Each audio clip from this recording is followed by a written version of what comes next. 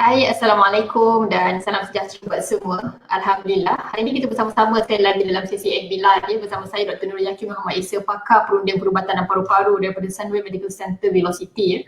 Jadi hari ini kita akan membincangkan mengenai tips pemakanan ya untuk pesakit kanser ya. Jadi sebagai seorang doktor pakar paru-paru ya, saya banyak berdepan dengan pesakit-pesakit kanser paru-paru ya. Laporan daripada WHO ya, Global Call 2018 mengatakan bahawa kanser paru-paru adalah antara penyebab utama kematian di kalangan kaum lelaki ya, dan merupakan antara nombor 3 punca kematian di kalangan kaum wanita pesakit kanser ya. Jadi hari ini saya ingin menjemput dietitian kita ya, Cik Ang Yee Pei untuk berkongsi mengenai tips pemakanan untuk pesakit kanser ya, apa yang boleh dimakan, apa yang tidak boleh dimakan ya. Jadi tanpa melengahkan masa, saya ingin menjemput ya Cik Ang Yee Pei bersama-sama kita. Selamat tengah hari Cik Ang. Halo, selamat tengah hari Dr. Yakin. Ya, apa khabar? Khabar baik. Terima kasih sebab menjemput saya dalam sesi Facebook Live Doktor Sama-sama. Jadi mungkin para netizen boleh clarify sama ada suara kita jelas ataupun tidak ya, audio dan visual kita adakah clear ataupun tidak ya. Okey, jadi baiklah, rasanya kita boleh mulakan je dengan soalan yang pertama ya Cik Ang ya. Apakah biasanya ya sepanjang pengalaman Cik Ang sebagai pakar pemakanan ataupun dietitian ya, berdepan dengan pesakit-pesakit kanser ya, tak kisahlah kanser paru-paru, kanser usus ya, mungkin sedikit fokus pada kanser paru-paru ya, apa kebiasaannya, masalah pemakanan yang dihadapi oleh pesakit kanser itu kebiasaannya? Biasanya masalah pemakanan daripada pesakit kanser ialah kekurangan pengambilan kalori dan protein.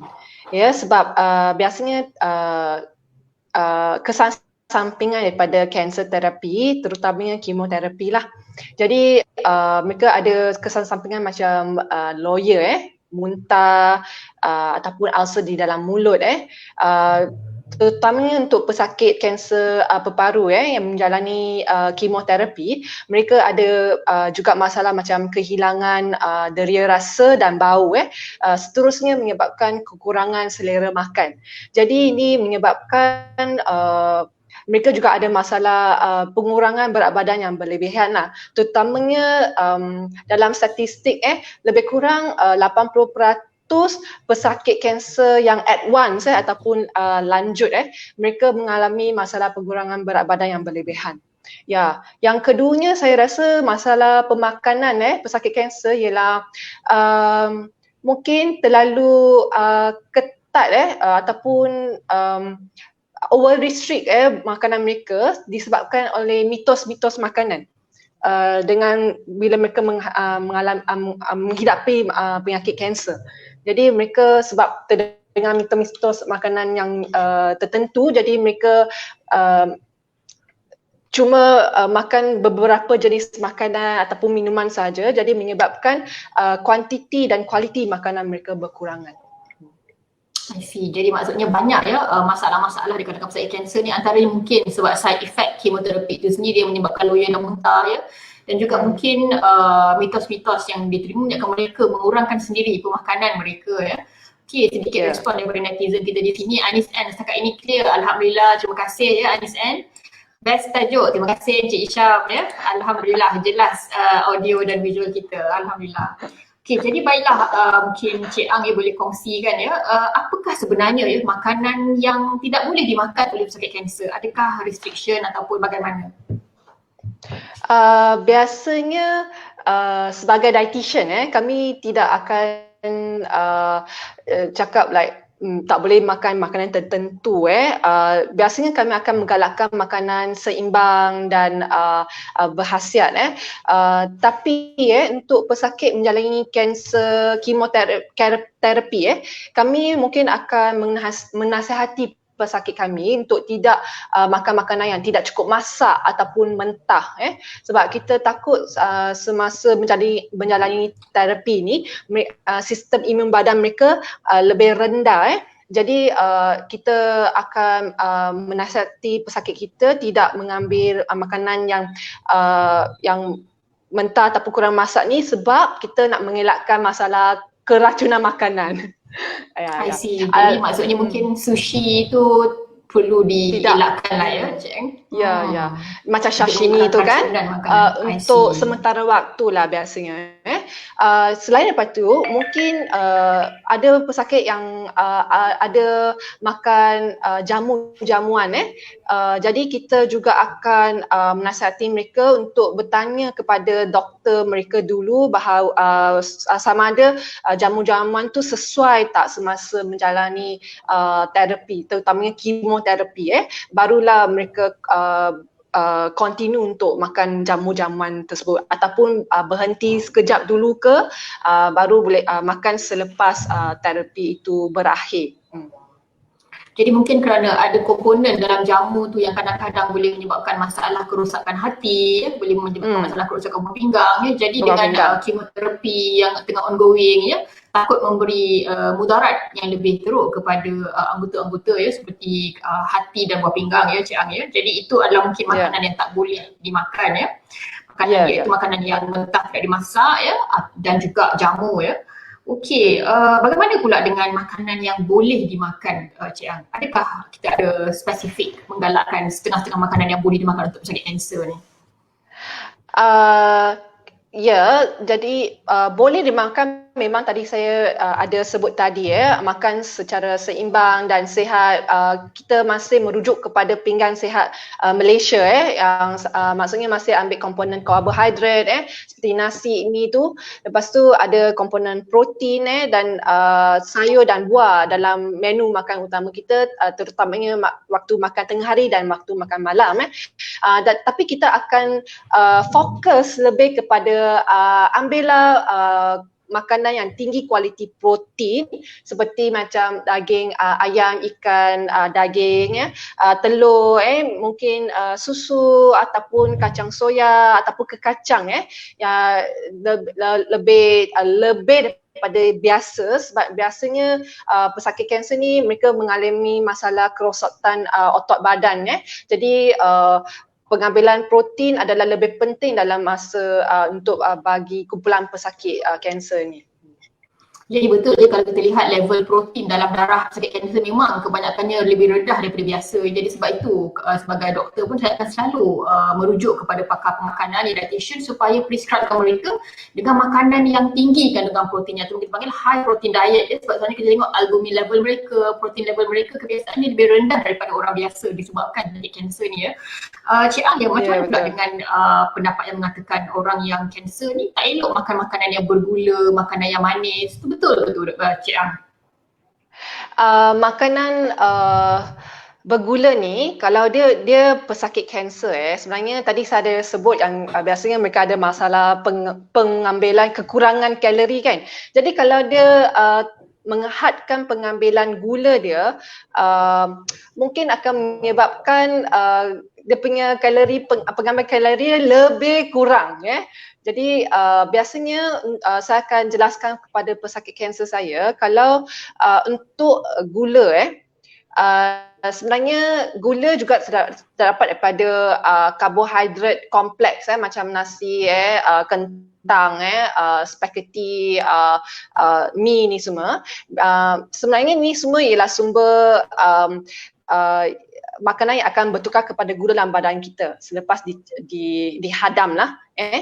Jadi kalau nak restrict gula dan termasuk karbohidrat, jadi yang ni kalau over restrict nanti pengambilan kalori akan berkurangan. Lepas tu badan kita, kalau kita restrict pengambilan gula atau karbohidrat ini, badan kita masih akan breakdown sumber lemak dan otot dalam badan kita untuk menghasilkan gula untuk sistem fiziologi badan kita berfungsi. Jadi kalau kita over restrict gula ataupun karbohidrat, jadi badan kita juga akan breakdown kita punya lemak dan otot untuk menghasilkan gula bagi kita punya sel badan berfungsi juga. Jadi kalau kita saya akan nasihatkan kalau dia tak ada apa-apa masalah side effect yang saya cakapkan tadi, boleh ambil air gula tapi mungkin bersederhana sahajalah. Tapi kalau dia memang sudah ada masalah muntah, loya semua, dia masih nak kurangkan pengambilan gula, jadi memang sangat challenging untuk patient tu mencapai keperluan tenaga dia. Jadi kalau dia over restrict, memang pesakit-pesakit ni biasanya saya jumpa mereka sudah ada mengalami masalah penurunan badan yang berlebihan. Okey, baik. Jadi maksudnya kita tak boleh sesuka hati mengurangkan gula ya, terutamanya kalau ada masalah muntah-muntah. Jadi kita perlu seimbang ya. Paling penting konsepnya adalah sederhana ya, bersederhana dalam apa jua pengambilan pemakanan kita ya. Ada soalan ni Cik Ang daripada Encik Ahmad Zaim, dia tanya, adakah air kelapa sesuai untuk pesakit kanser? Air kelapa air kelapa ni boleh diambil oleh pesakit kanser sebagai cecair.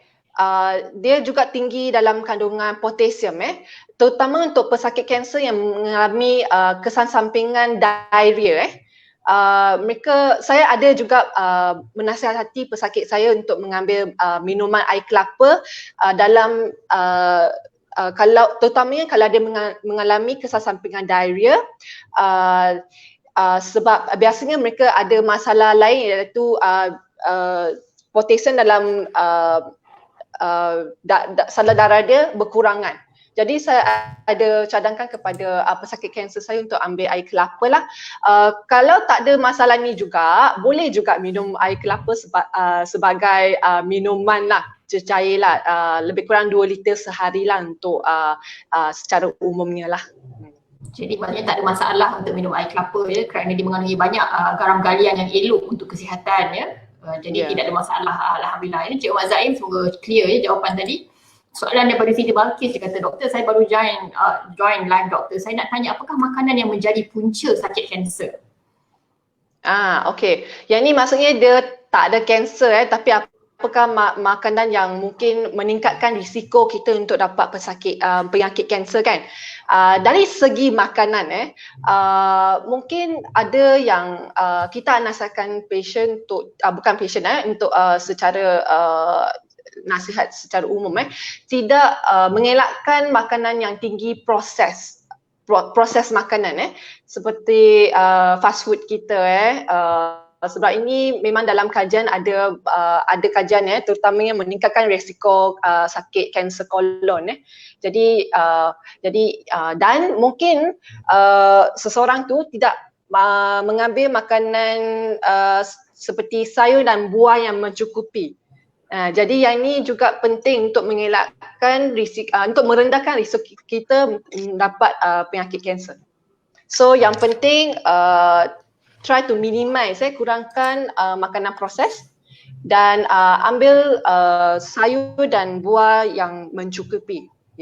Yang mencukupi maksudnya untuk buah kita sarankan sekurang-kurangnya 2 hidang setiap hari.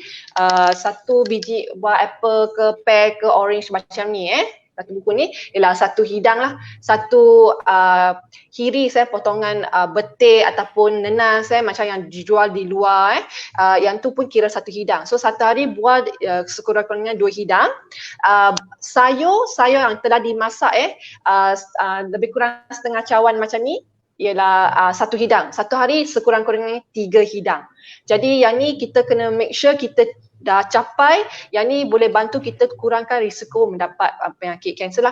Tapi sebenarnya risiko kanser ni dia banyak juga faktor yang lain lah, tak semestinya dari segi makan sahaja. Yang ketiga yang saya dengar ialah kalau nak kurang risiko dapat kanser ni sebenarnya ialah make sure kita punya berat badan kita dalam BMI body mass index normal. Maksudnya jangan terlebih berat badan lah. Yang tu juga penting untuk rendahkan risiko kita mendapat penyakit kanser lah. Jadi maksudnya kalau obesiti atau kegemukan tu boleh meninggikan risiko kita mendapat kanser ya. Jadi mungkin kalau kita boleh setengah jenis kanser. Jadi kalau kita boleh ringkaskan, maksudnya makanan apa yang boleh menyebabkan kanser adalah makanan yang diproses ya. Makanan fast food, mungkin nuggets, chips yang frozen tu kan, yang proses tu kalau boleh cuba elakkan ya. Dan Burger, mungkin junk food ya, junk food seperti all the junk food dalam package tu kalau boleh cuba chips, kurangkan ya. Chips kan, dan all the junk food lah burgers, kesimpulannya. ham, Hot dog semua tu ya. Jadi yes. makanan berproses ni memang didapati boleh menjadi punca kanser ataupun dia ada karsinogenik ya. Dan juga mungkin banyak makanan yang ada banyak perasa tiruan, pewarna tiruan kan, kebanyakan mereka juga boleh menyebabkan kanser ya. Dan makanan yang boleh membantu mengurangkan ataupun mencegah kanser adalah buah-buahan tadi. Kita cuba ambil 2 hidang sehari, sayur-sayuran 3 hidang sehari ya. Dan makan makanan yang seimbang dan jaga berat badan supaya mencapai berat badan yang ideal ya, yang tidak terlalu gemuk ataupun tidak terlalu kurus ya. Okey, baik. Jadi ada soalan lagi ni, adakah pesakit kanser perlu makan makanan yang lebih daripada biasa semasa kemoterapi? Biasanya pesakit kanser kebanyakannya memang kena makan lebih tinggi kalori, iaitu tenaga dan terutamanya protein yang seperti yang saya sebut tadi lah. Tetapi ada juga setengah jenis cancer terapi yang ada penggunaan ubat macam steroid yang tu mungkin ada side effect tambah berat badan.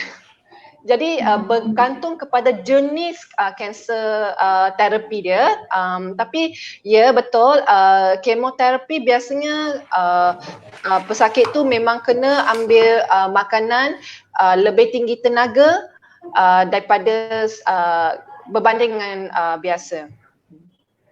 I see. Jadi biasanya kita akan mengira ya keperluan kalorinya berapa kan, sebab pesakit kanser ni dia adalah kebiasaannya tidak berapa sihat ya, kemungkinan level proteinnya lebih rendah ya, jadi mungkin memerlukan kalori yang lebih tinggi. Jadi kita ada specific calculation atau perkiraan ya untuk setiap pesakit berbeza-beza keperluannya ya.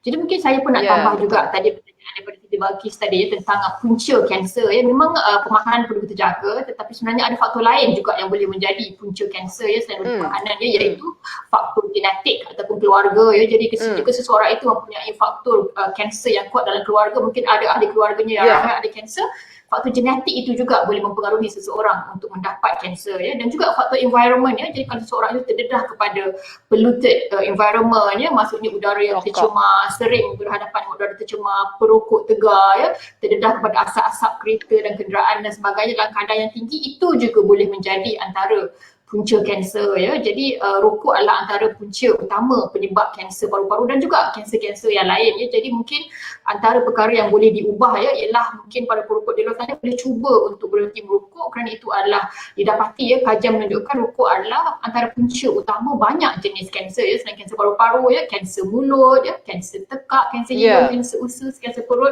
kebanyakannya punca utama ialah rokok ya.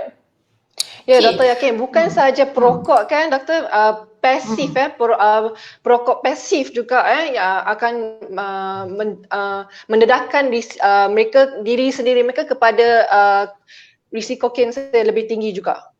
Ya betul. Jadi bila cakap mengenai perokok pasif, ia adalah orang yang mungkin tidak merokok tetapi hidup di kalangan perokok ya. Mungkin suaminya adalah perokok, isteri tidak merokok, tapi isteri itu adalah perokok pasif ya. Anak-anak perokok adalah perokok pasif ya. Jadi kawan-kawan perokok adalah perokok pasif. Jadi memang sangat bahaya kesan rokok ni ya, bukan sekadar pada diri dia sendiri tetapi juga pada orang-orang lain ni. Jadi dia akan meninggikan risiko kanser untuk diri dia dan juga untuk ahli keluarga dia. Jadi sangat tinggi sebenarnya risiko rokok ya, menyebabkan kanser lebih kurang pada dirinya dan juga kepada semua orang ya. Jadi sangatlah perlu untuk berhentikan tabiat merokok yang boleh membahayakan ini.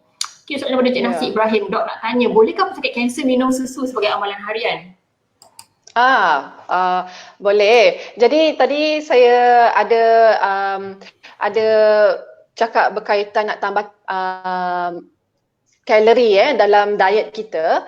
Antara satu tipsnya kita akan beritahu pesakit kanser kita untuk fokus kepada pengambilan minuman berkhasiat daripada minum air suam saja ke minum sup jernih saja ke, sebab kalau mereka sudah ada kurang selera makan, pengambilan makanan kuantiti pun sudah sedikit, jadi kami akan suruh pesakit kita untuk fokus minuman berkhasiat. Sebenarnya sebab mereka lebih tinggi kalori dan tinggi protein. Jadi susu adalah antara minuman berkhasiat yang saya akan cadangkan kepada pesakit kanser saya lah.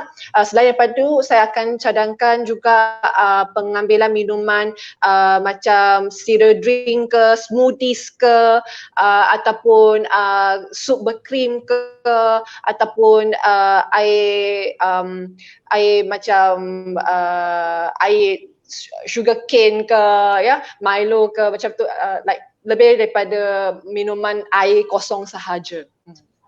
Jadi maksudnya minum susu ini tadi boleh dipelbagaikan, boleh mungkin susu coklat, susu strawberry, susu tambah limau, jadi boleh dipelbagaikan rasanya, jadi tidaklah bosan setiap hari boleh minum susu, mungkin hari ni susu coklat, esok susu strawberry, lusa susu campur orange, jadi ada variasi sikit tapi jangan terlalu banyak pula campurannya. Ada saya melihat orang kata jus 9 dalam satu, jadi kalau terlalu banyak campuran itu tidak elok lah, sebab kita tidak tahu bagaimana bahan-bahan dalam tu boleh berinteraksi kan, takut nanti ada kesan sampingan pula bila bahan-bahan yang terlalu banyak berinteraksi jadi kalau boleh mungkin susu campur satu jenis bahan sajalah Baik. Ada soalan nanti masalah sakit perut pula. Takut masalah cerit-berit pula kerana perut kita tidak berapa kuat menahan barang-barang yang lain tu kan. Okey. Makanan food processing dan fast food boleh menjejaskan lagi kesihatan bagi pesakit kanser. Maksudnya pesakit kanser ni dia dah ada kanser. So kalau dia keep on makan fast food, food processing ni, adakah lagi teruk kanser dia ke atau macam mana? Jadi sebenarnya kalau pesakit tu boleh makan makanan yang fresh yang fresh maksudnya bukan proses lah kan, bukan fast food kami akan nasihatkan patient untuk fokus kepada pengambilan makanan sebegini lah. Sebenarnya makanan macam ni dia punya kuantiti vitamin, mineral dia actually pun lebih bagus kualiti protein mereka pun lebih tempat jadi kita masih akan galakkan patient ambil makanan yang lebih fresh lah tapi kalau patient tu dia punya selera makan memang terlalu sedikit sangat terjejas dah kadang-kadang kita pun akan bagi patient tu untuk makan makanan, tambah sedikit makanan proses lah macam fishball ke, nugget sedikit ke, tak apa juga Yang penting untuk tempoh terapi kanser tu, yang penting patient tu kena mengelakkan daripada penurunan berat badan yang berlebihan sebab itu kalau patient tu kurang sangat makan, takut nanti dia tidak dapat habiskan dos cancer therapy dia ke, ataupun dia mengalami kesusutan otot badan yang berlebihan, nanti daripada boleh berjalan sampai tak boleh berjalan dah kan. Jadi kita masih galakkan makanan yang fresh dan kurangkan makanan yang fast food ataupun yang proses lah. Tapi kalau patient tu sudah dalam tahap remission, maksudnya dia sudah berjaya habiskan terapi dia, lepas tu kanser dia sudah dikawal semua Jadi yang ni kita cakap pasal patient tu nak menghindar daripada dapat serangan kanser Jadi untuk patient macam ni kita akan cakap memang try to minimize and avoid fast food lah. Kita takut nanti terdedah pada risiko kanser yang seperti saya sebutkan tadi Dia kerana fast food ni kan jadi ada banyak free radicals kan yang boleh activate kan sel-sel kanser yang mungkin dah agak senyap kita dah mula cuba nak bunuh ataupun cuba nak lenyapkan sel kanser tu. Bila kita makan makanan fast food ni, free radicals tu boleh activate kembali kanser cells ni Jadi sebab itulah penting untuk menjaga pemakanan walaupun dapat kanser, kalau boleh banyakkan makanan-makanan yang segar, buah-buahan, sayur-sayuran daripada mengambil fast food kerana free radicals ni tadi kita tak nak kita activate kembali sel kanser yang sudah pun kita berjaya kontrol dengan rawatan kemoterapi tadi Baiklah, ada soalan daripada Aisyah Nasuha. Dia kata, Dok, boleh jelaskan kanser dia daripada mana? Sebab selalu dengar orang cakap kanser ni penyakit gaib. Sebab sakit tu tiba-tiba dia dah stage 3, at last stage dia tiada yang nak dari stage 1. Boleh jelaskan doktor? Thank you. Okey, jadi mungkin kalau bercakap mengenai lung cancer lah, kanser paru-paru kebiasaannya memang kalau diagnosis ya, kebanyakannya 90% daripada penyakit kanser ya, memang didiagnose pada tahap 3 dan 4 kebiasaannya ya. Jadi kebiasaannya apabila penyakit kanser tersebut mula ada simptom seperti batuk berdarah, batuk berpanjangan, kebiasaannya bila kita buat scan memang kita dapati sudah pun stage 3 atau stage 4 itu stage akhir. Memang tidak boleh dibedah lagi ya, sebab memang lung cancer adalah silent killer. Jadi kanser ini daripada mana? Ya, seperti yang kita jelaskan tadi, kanser ini dia banyak faktor dia ya, daripada environment, ya, udara yang tercemar, daripada genetik keluarga yang ada kanser ya. Jadi banyak kombinasi faktor yang menyebabkan kanser itu boleh datang ya. Genetik dalam keluarga ditambah dengan faktor persekitaran ditambah dengan faktor pemakanan. Jadi ada banyak faktor-faktor yang menyebabkan seseorang itu boleh mendapat kanser. Jadi yang boleh kita kawal ialah environment kita ya, di mana kurangkan exposure kepada asap rokok, asap pollution dan sebagainya, dan juga mengawal pemakanan kita dengan mengambil lebih banyak buah-buahan, sayur-sayuran dan makanan yang seimbang ya. Okey, Dok, betul ke olive oil bagus untuk elak kanser sebab tinggi antioksidan, lalu orang amal untuk kebaikan antibodi tubuh sendiri. Betul ke Dok olive oil ni? Any comment? Olive oil untuk mengelakkan daripada kanser mungkin saya tak baca lagi yang ada evidence yang tinggi pasal claims yang ni tapi olive oil more to healthy heart punya diet lah more to prevent lemak deposit di salur darah kita lah. Biasanya kita akan nasihatkan patient untuk tukar daripada lemak tepu kepada lemak mono tak tepu ni iaitu olive oil lah dalam masakan semua Dari segi kanser mungkin saya tak dapat evidence yang lebih kukuh lagi lah. Jadi setakat ni olive oil terbukti berkesan untuk pesakit jantung, tapi untuk pesakit kanser masih belum ada bukti kukuh lagi ya setakat ni. Okey, baiklah. Ada soalan daripada Red Boy Virgo. Kata, suami saya pesakit kanser sarkoma tahap 4, keadaan dia agak kronik. Dia tak ada selera untuk makan, asyik muntah je. Dia buang air besar guna stoma dan buang kecil guna tabung. Apa makanan yang perlu dia makan? Dia selalu muntah ni. Oh, muntah. Tapi dia ada stoma bag lah. Untuk buang air besar Okey, kalau kita cakap pasal muntah biasanya kita akan nasihatkan patient untuk makan makanan yang tidak yang lebih bukan terlalu panas, dia dah sudah sejuk supaya dia punya rasa bau makanan tidak terlalu kuat sampai lagi menyebabkan patient tu muntah. Yang keduanya mungkin makan makanan yang lebih kering macam biskut kering, roti yang di toast macam ni. Jadi kita akan suruh patient ambil makanan macam ni terlebih dulu. Yang ketiga mungkin boleh cuba makan sedikit tapi kerap untuk muntah, untuk keadaan masalah muntah ni. Maksudnya setiap 2 hingga 3 jam ada makan, lepas tu ada minum macam tu lah.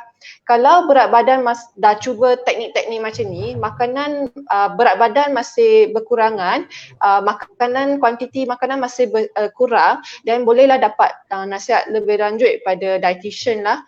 Sebab masalah poin yang cakap tadi tu macam ada stoma bag semua kan. Jadi kadang-kadang macam kalau pesakit tu ada stoma bag untuk buang air besar dia, kita akan tengok juga dari segi fiber makanan tu. Jadi banyak sangat aspek yang kita akan consider sebelum kita bagi nasihat yang lebih terperinci kepada pesakit itu. Jadi kita perlu melihat case by case basis setiap pesakit lain keperluannya. Jadi kita perlu check darah dia kan, tengok berapa level albumin, berapa level protein sebelum kita prescribe atau beri nasihat makanan apa yang sesuai. Jadi mungkin Puan Red Boy Virgo boleh berjumpa dengan doktor pakar dan pakar pemakanan untuk berbincang tentang keadaan suami puan supaya kita boleh memberikan nasihat yang lebih detail, yang lebih sesuai mengikut keperluan suami puan kerana setiap pesakit adalah berbeza keperluannya. Kita tidak boleh bagi nasihat yang general untuk semua Yang nasihat untuk general adalah makan makanan yang seimbang, banyakkan makanan buah dan banyakkan makanan sayur Okay, ada soalan daripada Encik Fadil Ikram ya, bagaimana nak check kita ada kanser ke tak? Ada orang cakap badan kita memang ada kanser cuma tak aktif, mitos atau fakta?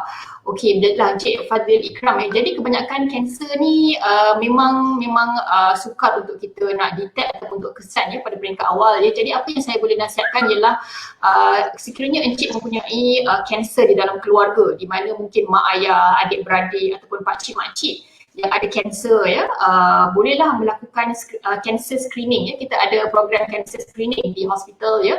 Bercakap mengenai kanser paru-paru, kita ada program screening untuk pesakit kanser paru-paru ya, di mana kita akan advise ya untuk pesakit yang berusia antara 50 hingga 75 tahun ya, yang merupakan chronic smoker yang merokok lebih kurang 1 pack sehari selama 20 tahun ya.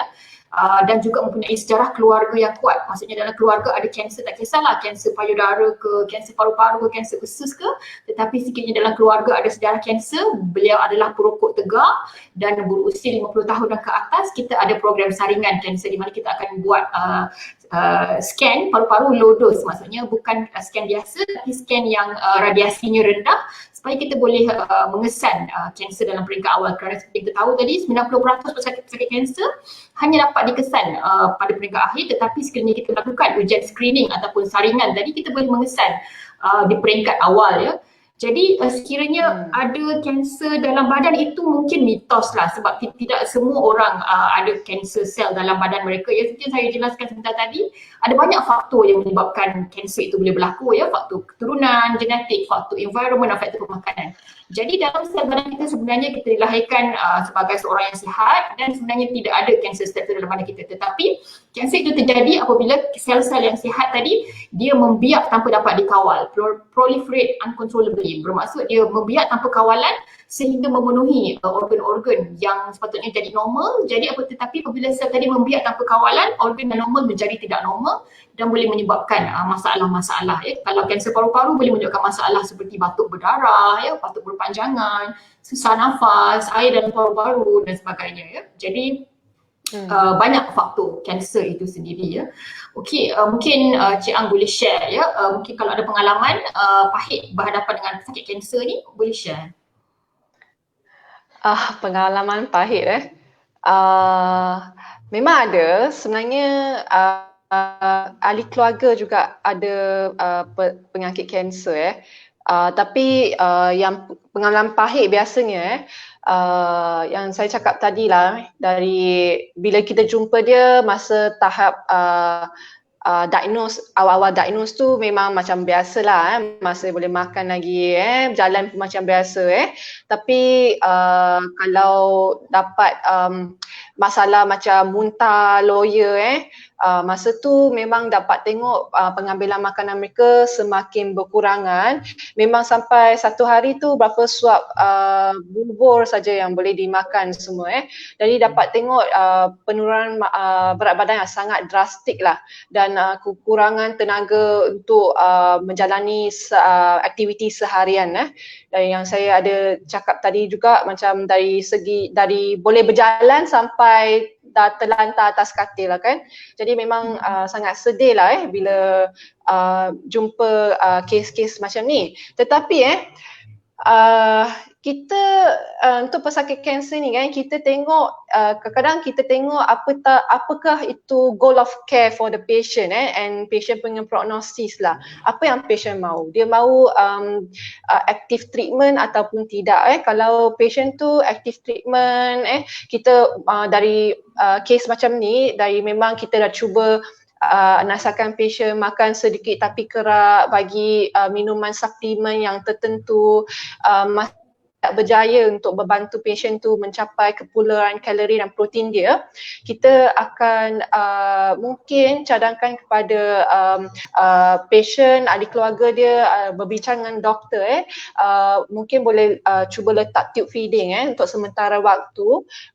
Jadi kita boleh tolong patient tu untuk tambahkan pengambilan tenaga dengan protein mereka lah semasa menjalani cancer therapy mereka. Biasanya bila mereka sudah sihat lebih bermaya biasanya mereka sendiri dah boleh keluarkan tube tu sendirilah. Jadi memang ini ialah pengalaman saya lah sebagai dietitian. Kecuali patient tu dia memang tidak mahu active treatment, dia mahu palliative treatment. Jadi kita tidak akan like paksa patient tu untuk makan ataupun letak tube feeding ke ataupun ambil letak nutrition through dia punya salur darah. Kita tengok case by case. Kita tengok case by case dan berbincang dengan pesakit sendiri, caregiver dia, ahli keluarga yang terdekat, dengan doktor, apakah goal of care patient ni, baru kita akan bagi cadangan yang seterusnya lah, yang lebih bagus lah. I see. Okay, mungkin soalan terakhir daripada Puan Red Boy Virgo. Dia kata hari last dia admit sebab doktor mengatakan dia tak boleh buat kemo sebab berat badan makin susut. Doktor suruh panggil waris. Tapi saya tengok sambil saya kuat lagi boleh bercakap dan makan. Boleh ke saya bagi dia minum air jus dia orang Belanda, air Bali dan air kelapa? Sebab mungkin memang makan memang akan muntah. Oh, okay. Jadi kes ni suami puan yang tak boleh makan tapi boleh minum kan. Tadi macam jus durian Belanda macam buat smoothies ke air kelapa yang tadi sebut pun ada kandungan kalori dia mainly from sugar lah kan. Ataupun memang boleh bagi minuman macam ni, tapi minuman macam ni sebenarnya tidak cukup lagi. Dia punya ada kalori lebih bagus daripada air biasa ataupun teh kosong tu kan.